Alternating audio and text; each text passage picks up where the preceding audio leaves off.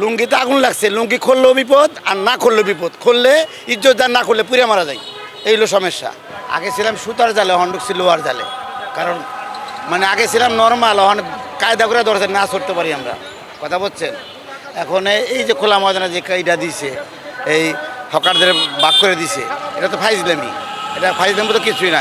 এরকম একটা খালি বিল্ডিং কিংবা খালি জায়গা ভিতর দিত, একটা টিন সেট রুম বানাই দিত যে তোমরা এখানে বেচা কিনে করবে। এই যে দিচ্ছে আর গন্ডগোলটা বারবার, এত জায়গায় হকার চলে। এটা কবরের জায়গাও না, কবর তিনটা ফুট লাগে কবর করতে। এটা কী করতে আছে? আর চাঁদাবাজি তখন বাড়বো, এটা তো বুঝতে বলা যাবে না, বললে তো পার খাইতে পারি বনাস। কারণ যারা কয় তারাই চাঁদার লোক তার আছে।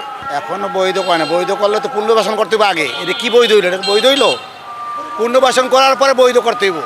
আগে লাশ দাফন করতে হলে কাফনের কাপড়, জানাজার কাপড় সব এক করতে হইব, তারপর লাশ দাফন করতে হইব। হ্যাঁ, দাফনের জন্য খালি দাগ দিয়ে দিছে, তা বাস কই চাটাই কই, বা চাটাই কাপড়ের কাপড় কই, সাবুন গাতর কই, কিছুই তো নাই কা, খালি একটা দাগ দিয়ে দিছে, এনে দাফন হইতে থাকবো। তো গণকবর হয়ে গেল, এটা গণকবর হয়ে গেছে। এই বিল্ডিংটা করলে তো ভালো হইতো, জায়গাটাও নিরাপদ থাকতো, মানুষ ভালো থাকতো, বিল্ডিংটা বেচা কিনে ভালো হইতো, কথা বলছে। একটা নির্দিষ্ট থাকতো যে এই বিল্ডিংয়ে বেচা কিনে হয়। বাবা শোনেন, এই বিল্ডিংটা কোন বিল্ডিং আমরা তো জানি সব, কিন্তু অনেক কইতে গেলেও বিপদ, না করলেও বিপদ।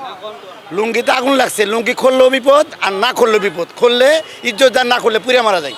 এই হলো সমস্যা।